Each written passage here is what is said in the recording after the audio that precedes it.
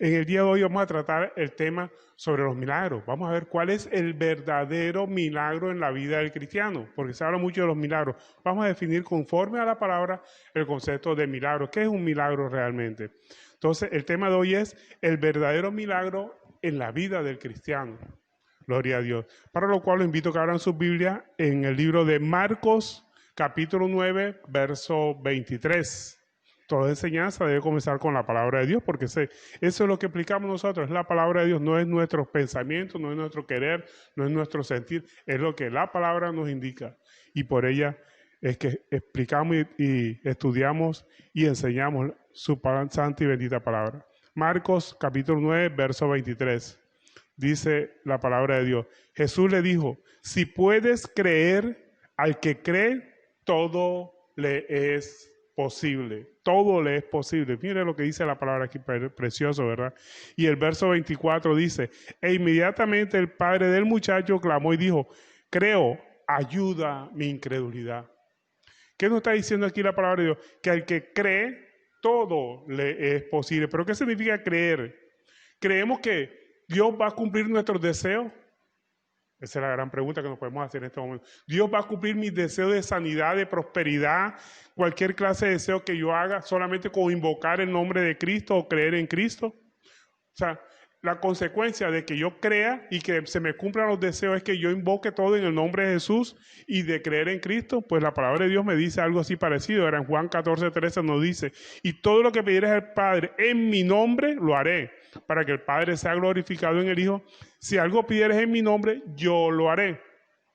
De tal suerte que si nosotros creemos y pedimos en el nombre de Jesús, creemos en el nombre de Jesús, invocamos el nombre de Jesús, pues lo vamos a obtener. Ahí están nuestros deseos, es la pregunta que nos hacemos hoy. Pero resulta que la palabra de Dios nos dice que debemos creer que se va a cumplir la voluntad de Dios, no nuestra voluntad. Nosotros tenemos muchas voluntades, ¿verdad? ¿Quién no quiere ser sano? ¿Quién no quiere ser próspero? ¿Quién no quiere que se le arreglen las relaciones familiares, laborales? En fin, cualquier clase de relación, ya sea del barrio también, de compañeros de trabajo. Pero ¿realmente será eso lo que quiere el Señor con nosotros? Lo que el Señor realmente quiere es que se cumpla su voluntad. Entonces, al que cree que se va a cumplir la voluntad de Dios, todo le es posible. O sea, la voluntad de Dios debe estar en primer lugar antes que la nuestra. Debemos que sucumbir nuestros deseos a los deseos de Dios. Pero ¿cuál es el deseo de Dios?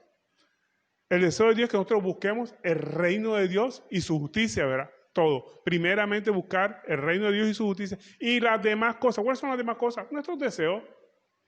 ¿Qué tiene deseo de salud, de prosperidad? Todo eso son consecuencias de buscar el reino de Dios, porque tenemos que buscar el reino de Dios y su justicia, y las demás cosas vendrán por añadidura. Ahora, el reino de Dios no es comida ni bebida. O sea, no es satisfacción de nuestros deseos, ni que se compongan las circunstancias en las que nosotros vivimos. El reino de Dios, la palabra de Dios nos dice que es justicia, paz y gozo en el Espíritu Santo. Eso es lo que tenemos que buscar nosotros. Justicia, paz y gozo en el Espíritu Santo. El cumplimiento de los deseos de Dios.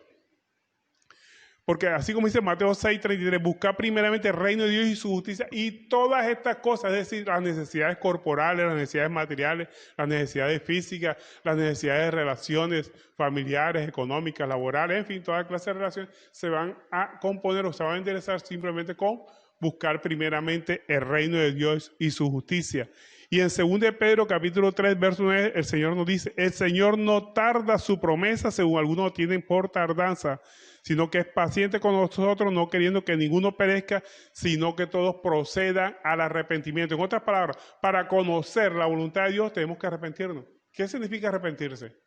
Arrepentirse no es remordimiento. Arrepentirse es cambiar nuestra forma de pensar y mirar los deseos de Dios primeramente, o sea, que nuestros deseos sucumban a los deseos de Dios, un cambio en nuestra manera de pensar, eso es arrepentimiento, realmente, conforme nos enseña la palabra de Dios, o sea, que ya no viva yo, sino Cristo vive en mí, eso es arrepentimiento, que ya mis deseos sucumban a los deseos de Dios, que ya no busquemos el reino de Dios por comida y bebida, porque eso no es el reino de Dios. El reino de Dios no es que yo busco de Cristo, o le oro a Cristo en el nombre de Jesús y creyendo en Cristo y se van a cumplir mis deseos, no.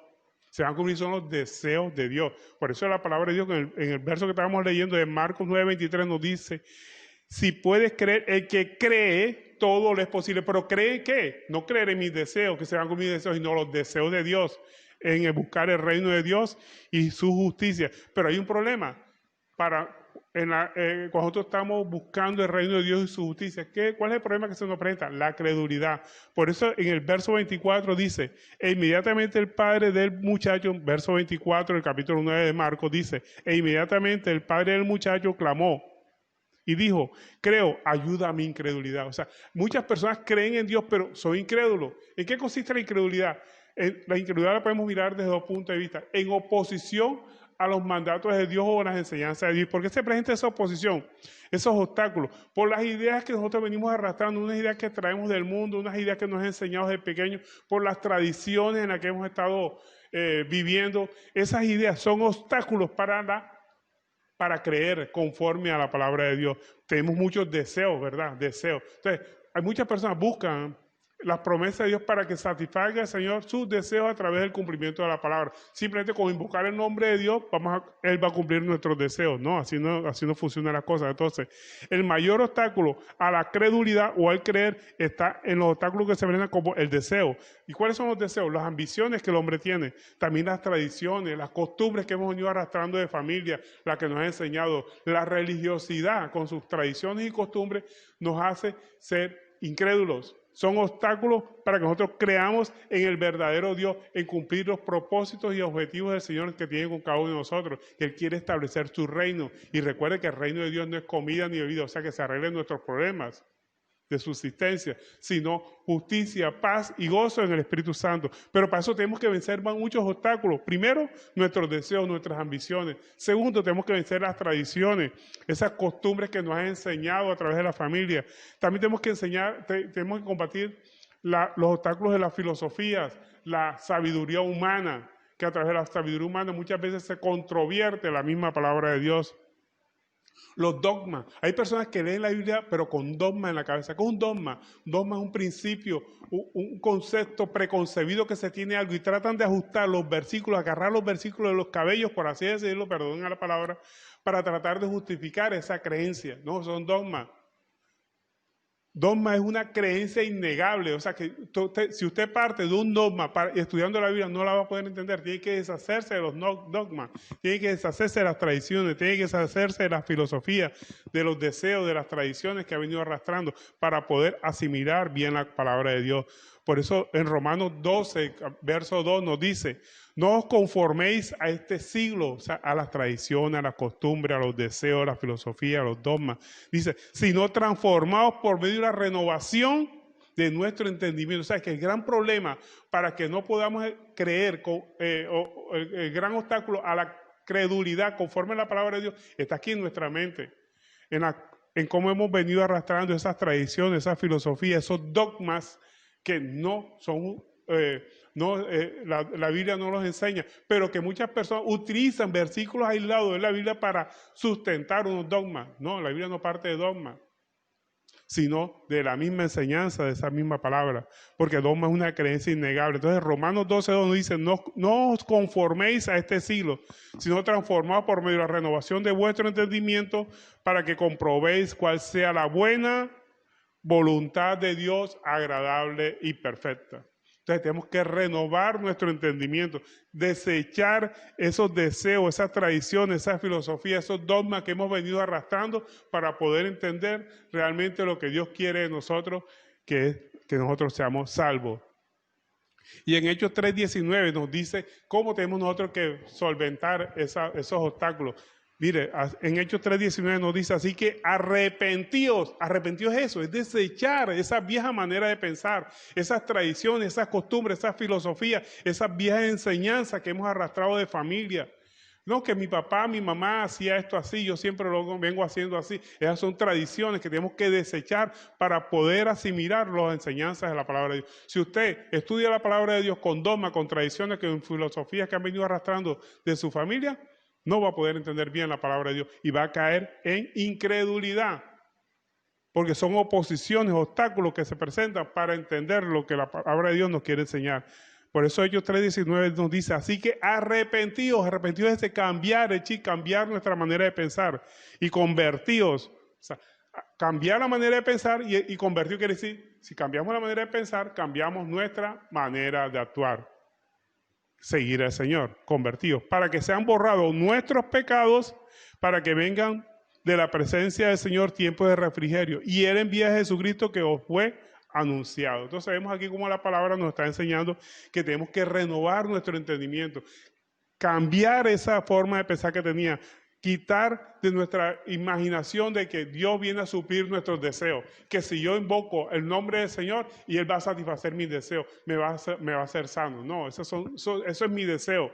Y también puede ser el deseo de Dios, pero el principal deseo de Dios es que todos seamos salvos, que todos procedamos al arrepentimiento, que quitemos de nosotros los obstáculos que nos llevan a la incredulidad. ¿Cuáles son esos obstáculos? El deseo, las tradiciones, la filosofía, los dogmas, los dogmas más grandes que el hombre ha podido arrastrar, que estudia la palabra de Dios con una creencia innegable de determinados conceptos y trata de arrastrar la Biblia para justificar esos dogmas.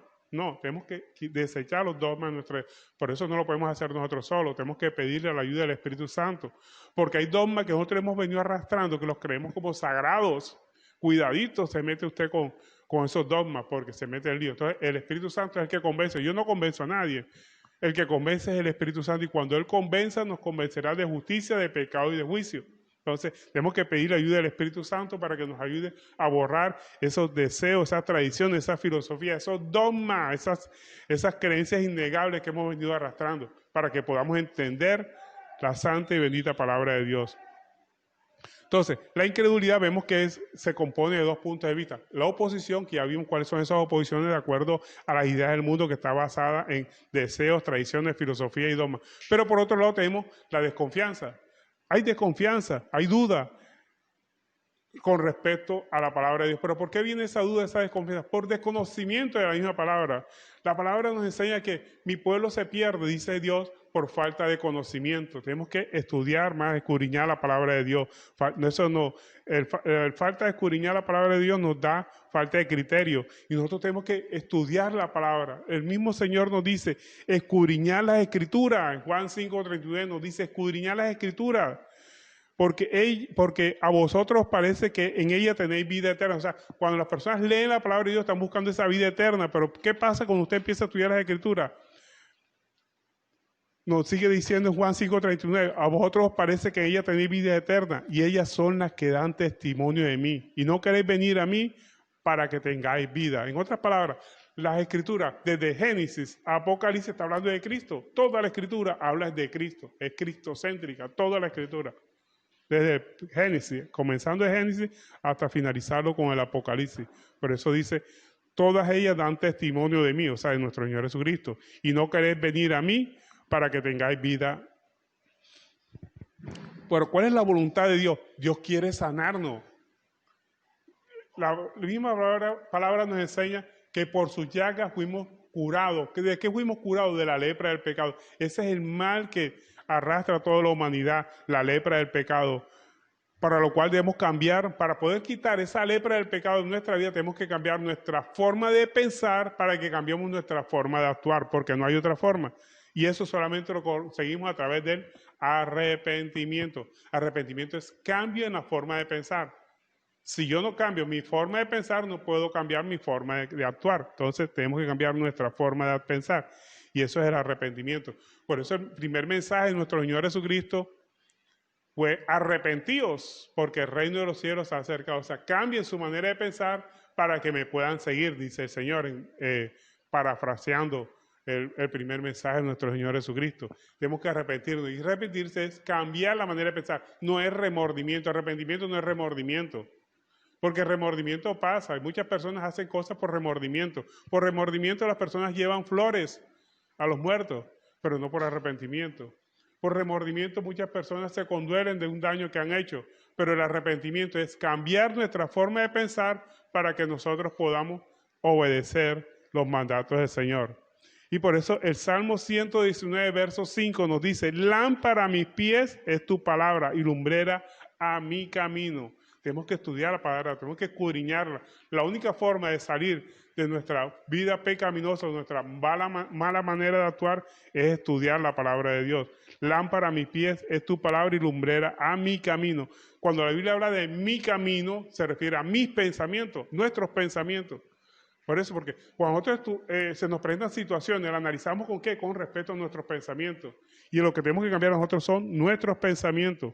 Por eso la palabra de Dios es lumbrera en mi camino, o sea, lumbrera a mis pensamientos, a cómo yo interpreto las cosas que me están sucediendo diariamente. Y todo lo podemos entender bien a través de la palabra de Dios. Lumbrera es la palabra, alumbra mi camino, o sea, mi forma de pensar. Cuando nosotros no miramos a través de la palabra de Dios lo que nos está sucediendo, andamos en oscuridad, la Biblia nos dice, ¿verdad? Andamos en oscuridad. ¿Y qué es la oscuridad? Tinieblas, confusión, ignorancia. Aunque muchas personas igualan tinieblas como a Satanás. No, cuando la Biblia habla de tinieblas, que el mundo anda en tinieblas, se refiere a que no tiene la luz de Cristo. Tiniebla es lo contrario a la luz. Y solamente cuando andamos conforme a la palabra de Dios podemos andar nosotros en luz y salimos de las tinieblas. Y la tiniebla es confusión, ignorancia de la misma palabra. Eso es lo que da la oscuridad. Y esa ignorancia es la que trae por sí el comportamiento del hombre movido por sus deseos, por la filosofía, por las tradiciones, por los dogmas, por las creencias innegables que tienen las personas. Eso es oscuridad. Y con eso trompezamos. Por eso la palabra de Dios en Romanos 12:2 nos dice, no os conforméis a este siglo, sino transformaos por medio de la renovación. Tenemos que renovar nuestro entendimiento. No os conforméis a este siglo, sino transformaos por medio de la renovación de vuestro entendimiento para que comprobéis cuál sea la buena voluntad de Dios, que es agradable y perfecta. Y nuestro camino, cuando nosotros lo llevamos conforme a la palabra de Dios, andamos en luz. Y la luz es la sabiduría de la palabra de Dios.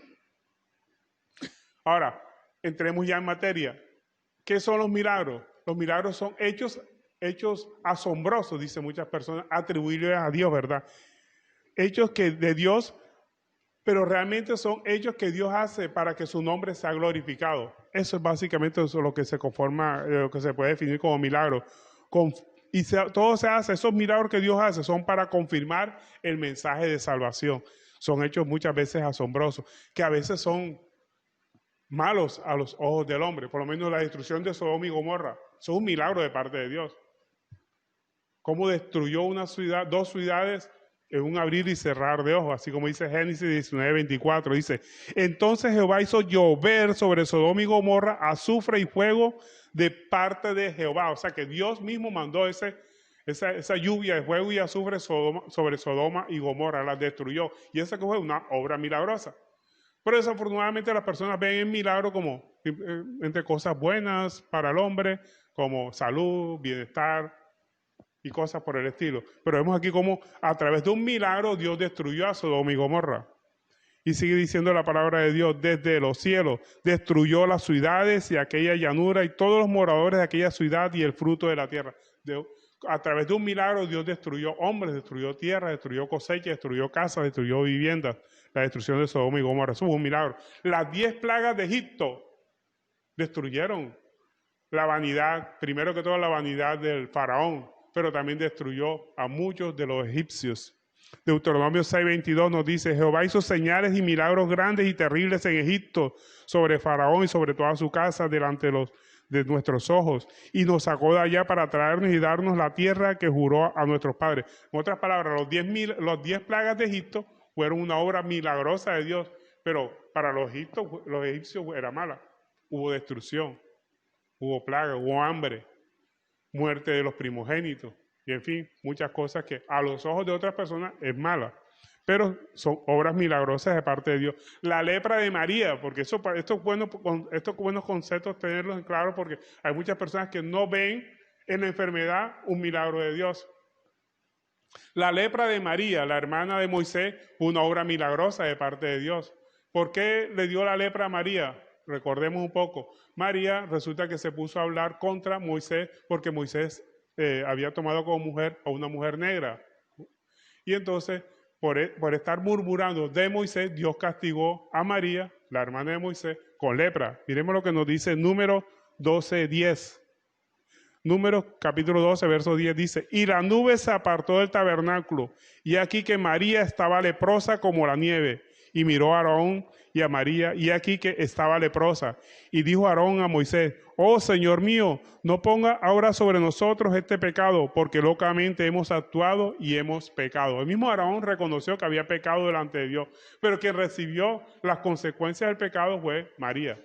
María, la hermana de Moisés y hermana de Aarón, recibió el milagro de la lepra sobre todo su cuerpo. Y ella estuvo leprosa por un buen tiempo hasta que Dios se quitó, obviamente. El espíritu malo que vino sobre Saúl también vino de parte de Dios. Una obra milagrosa de parte de Dios a ese rey que se comportó injustamente, rebeldemente ante los deseos de Dios. Primera de Samuel 16:14 dice: el espíritu de Jehová se apartó de Saúl y le atormentaba un espíritu malo de parte de Jehová. Una obra milagrosa, le mandó un espíritu malo. Dios le mandó un espíritu malo a Saúl. Y los criados de Saúl le dijeron: he aquí ahora un espíritu malo de parte de Dios le atormenta. Se atormenta. Bien, fíjense ustedes, o sea, obra milagrosa de parte de Dios para que su nombre sea glorificado por esos hechos, para confirmar el mensaje de salvación. ¿Por qué? Porque este rey había defraudado a Dios. La muerte de Lázaro también fue una obra milagrosa de parte de Dios y hubo una muerte. Fíjense ustedes, la muerte de Lázaro. En Juan 11:3, miren lo que nos dice Juan 11:3. Enviaron pues las hermanas para decir a Jesús: Señor, he aquí el que amas está enfermo. Oyéndolo Jesús dijo: esta enfermedad no es para muerte, sino para la gloria de Dios, para que el Hijo de Dios sea glorificado por ella. Y amaba a Jesús a Marta y a su hermana y a Lázaro. O sea que a pesar que amaba a Lázaro, vino un milagro de muerte sobre Lázaro, pero para glorificar su nombre, obviamente. Entonces vemos aquí obras milagrosas de parte de Dios que traen consecuencias que a los ojos de cualquier persona son funestas. Toda obra para nuestro bien, todo lo que el Señor hace siempre obrará para nuestro bien. Todas las obras que el Señor hace, aunque aparentemente al principio nos la veamos como mala, una enfermedad, aunque todo parezca todo mal contra nosotros. Inclusive Job dijo una afirmación tan buena que uno podría como que más que regocijarse en esa aclamación que hizo Job. Creo que fueron una de las consecuencias, una de las causas por la cual Job fue restaurado, que él dio una expresión muy rimbombante, podríamos decirlo, sobre el actuar de Dios. Él dijo: Job, cuando vio que toda la plaga que había tenido, había perdido todos sus bienes, había perdido toda su familia, su salud la había perdido, y él dijo: aunque él me matare, en él confiaré. Él veía la mano de Dios en todo. Él no veía a Satanás que lo estaba atacando. Él veía la mano de Dios. Él sabía que todo venía de parte de Dios.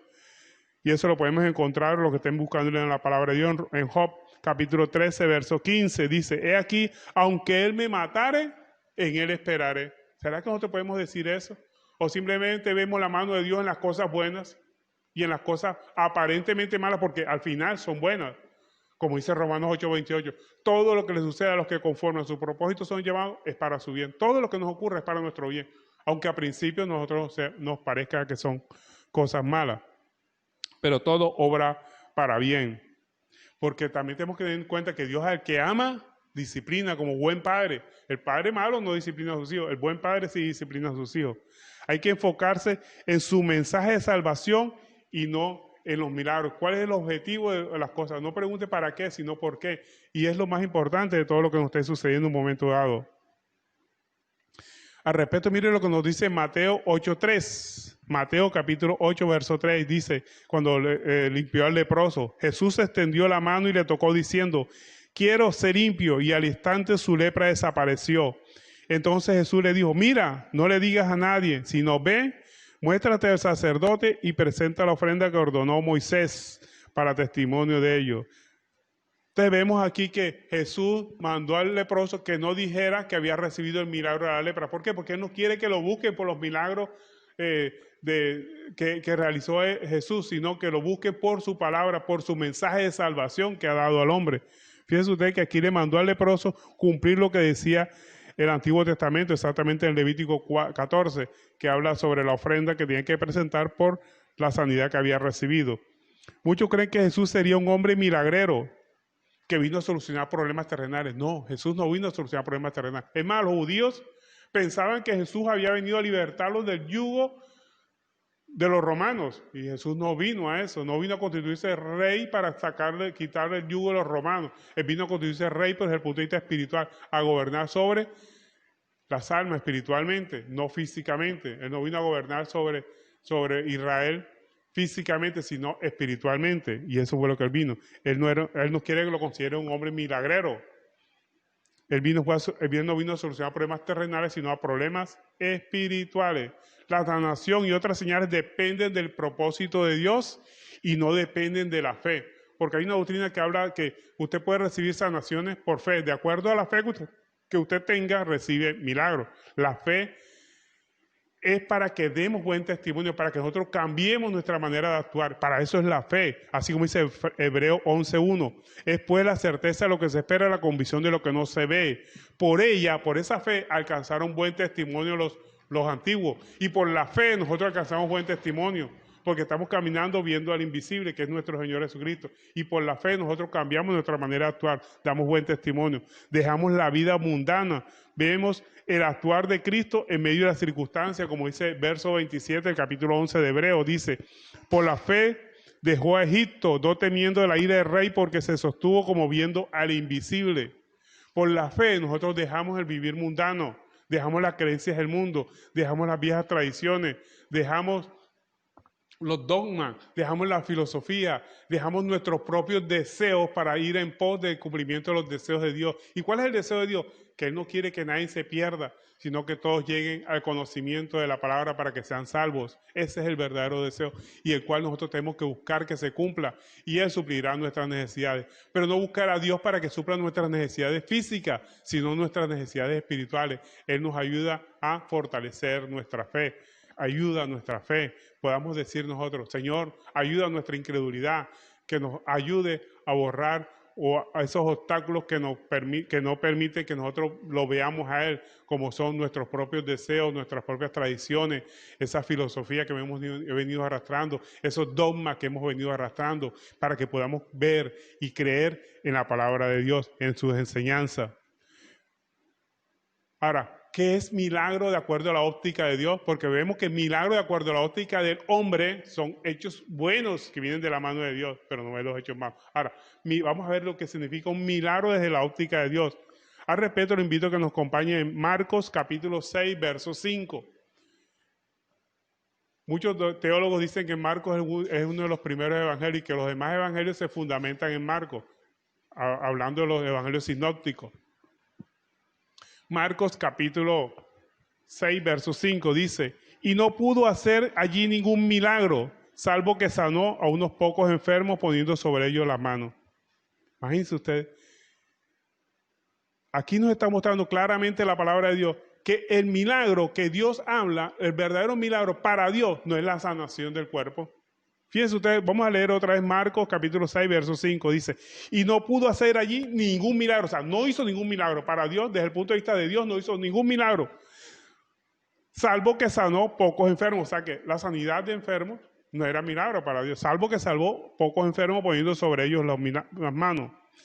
Y estaba asombrado de la incredulidad de ellos, y recorría las aldeas de alrededor enseñando.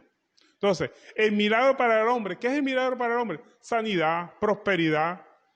La sanidad y la prosperidad dependen de la misericordia de Dios, dependen del propósito de Dios, que es la salvación del hombre. Que lo conozcan. ¿Cuál es el propósito? De que conozcan a Cristo como el único Señor y Salvador que debemos tener nosotros.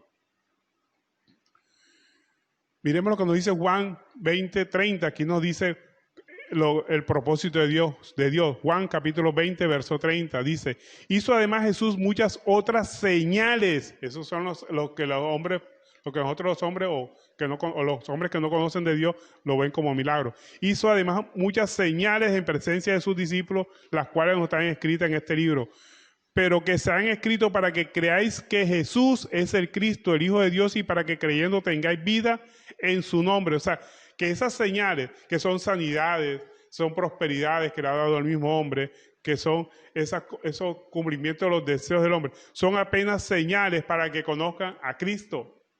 pero que no es realmente el verdadero milagro. Las señales eso que el hombre conoce como milagros, son realmente señales que no dependen de la fe del hombre, sino que dependen de la voluntad del Señor. Por eso, cuando nuestro Señor Jesucristo se encontró con Tomás después de resucitado, que Tomás era el más incrédulo, le dijo: Tomás, mete tu mano en mi herida para que veas quién soy yo. ¿Y qué le dijo Jesús? Le dijo: porque me viste, has creído.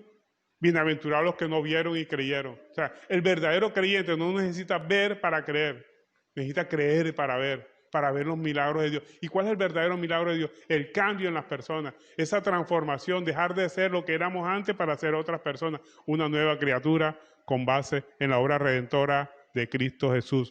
Pero ¿qué pasa? Que las personas que no conocen de Cristo, las personas que son incrédulas, demandan señales. Ellas quieren ver milagros para ver si hay Cristo, si está Cristo ahí. Quieren ver milagros de sanación. Y eso nos lo confirma el mismo Jesús, nos lo dice en Mateo 16, verso 4, dice: la generación mala y adúltera demanda señal, pero señal no le será dada sino la señal del profeta Jonás, y dejándolo se fue. O sea, que Jesús no le gustó que le pidieran señales de esas milagreras que lo creían como un hombre milagrero. No, Jesús vino a transformar nuestra vida, eso es lo que realmente quiere. Ahora, ¿cuál es el verdadero milagro para Dios? Es la conversión, una vida nueva en Cristo Jesús, que ya no seamos lo que antes éramos, y eso depende de nosotros, depende de nuestro arrepentimiento, si aceptamos a Cristo como nuestro Señor. Ya Dios hizo el plan de salvación, de nosotros depende que lo sigamos, que nos arrepintamos de nuestra manera de vivir y podamos seguir a Cristo para que podamos ver esa nueva vida. Y Jesús mismo lo dijo: yo soy la resurrección y la vida, el que cree en mí, aunque esté muerto, vivirá. Muerto en vida o muerto físicamente realmente. Cuando las personas conocen de Cristo, dejan de ser lo que antes eran. Cuando se presenta el verdadero arrepentimiento o el verdadero milagro de salvación que se da. El verdadero milagro, ¿cuál es? El cambio de la persona, una nueva vida, la conversión. Ese es el verdadero milagro que Dios quiere. Jeremías 15, 19 nos lo dice: por tanto, así dijo Jehová: si te convirtieres, yo te restauraré, y delante de mí estarás, y te entresecarás lo precioso de lo vil, serás como mi boca, conviértanse ellos a ti, y tú no te conviertas a ellos. Serás como mi boca. O sea, empezaremos a predicar. Esa es la verdadera conversión. Que la persona cambie y que nosotros seamos la boca de Dios, que prediquemos la palabra. Cuando usted es una persona que ya cambió, que ya no es la misma persona que era antes, y que además que ya no es la misma persona, está predicando la palabra de Dios, o sea, que es la boca de Dios, esa es la verdadera conversión, lo que el Señor quiere. Mire lo que lo dice Jeremías 15, 19. Dice, vamos a leerlo de nuevo. Dice: por tanto, así dijo Jehová: si te convirtieres, yo te restauraré, y delante de mí estarás. Y si entresecares lo precioso de lo vil, serás como mi boca. Conviértanse ellos a ti, y tú no te conviertas a ellos. En otras palabras, que nosotros nos convirtamos al Señor, pero que andemos, no nos convirtamos a lo que hacen las demás personas. Que no hagamos lo que hacen otras personas. Que no hagamos lo que hacen otras iglesias. Que no hagamos lo que hacen otros cristianos. Que hagamos lo que Cristo nos ha mandado a hacer. Nosotros por eso aquí no hacemos lo que hacen otras iglesias, hacemos lo que dice la palabra de Dios. No nos convertamos a lo que hacen otras iglesias, a lo que hacen otros cristianos. Nos convertimos a lo que dice Dios a través de su palabra. Amén. Y eso es lo que el Señor quiere. Ese es el verdadero milagro, que nos convirtamos a Él, no a lo que hacen otras personas, que es lo fundamental. El verdadero milagro es ese cambio, esa conversión. Entonces ya vimos que la incredulidad que tienen las personas, porque Cristo se asombró por la incredulidad de las personas. La incredulidad es la oposición, el obstáculo, y la incredulidad parte de los deseos de las personas. Casi todas las personas que buscan de Dios, en primera instancia, buscan en la satisfacción de sus propios deseos, sus ambiciones. Quieren seguir con las tradiciones, las costumbres, filosofías, la sabiduría humana, los dogmas o esas creencias innegables que quieren seguir manteniendo. Eso da pura incredulidad. Y eso da duda. Dios prefiere que nos centremos en el milagro de la conversión siguiendo a Cristo en lugar de las sanidades y otras señales. Eso es lo que el Señor quiere realmente, que nos centremos en la conversión, en que busquemos el cambio, esa nueva vida que Cristo nos ofrece. El verdadero milagro en la vida del cristiano es guardar la fe y vivir para Cristo. Ese es el verdadero milagro, cuando la persona guarda la fe y vive para Cristo. Ese es el nuevo nacimiento, el nuevo nacer, la nueva criatura, convertirnos a Cristo. En Gálatas 2:20 nos dice, con Cristo estoy justamente crucificado y no vivo yo, mas Cristo vive en mí. Podemos decir que Cristo vive en nosotros cuando nosotros cumplamos o obedezcamos realmente su palabra. Y Romanos 6:4 nos habla de esa nueva vida, de la nueva vida que debe tener el cristiano.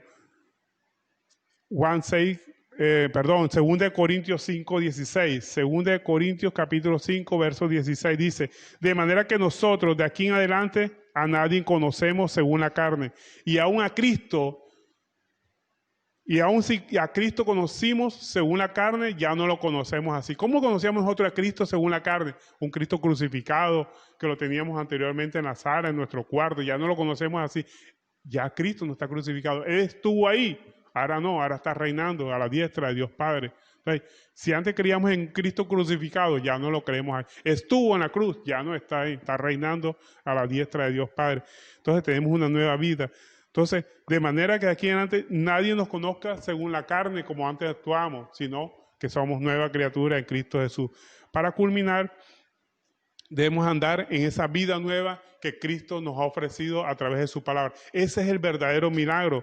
El verdadero milagro en la vida del cristiano es guardar la fe y vivir para Cristo, sin importar las circunstancias que están pasando, sin importar si Dios no me da el milagro de sanidad que yo quiero, sin importar si Cristo no cumple los deseos que yo tengo en mi corazón. No, el mayor deseo que debe tener el corazón de un cristiano es obedecer su palabra, a pesar que las circunstancias le sean adversas, a pesar que no se cumplan los deseos de la persona. Ese es el verdadero milagro, una nueva vida, guardar la fe, vivir para Cristo, para que podamos experimentar el nuevo nacimiento en Cristo Jesús. Amén. Gloria a Dios. Bueno, esta ha sido la enseñanza por el día de hoy, de cuál es el verdadero milagro en la vida del cristiano.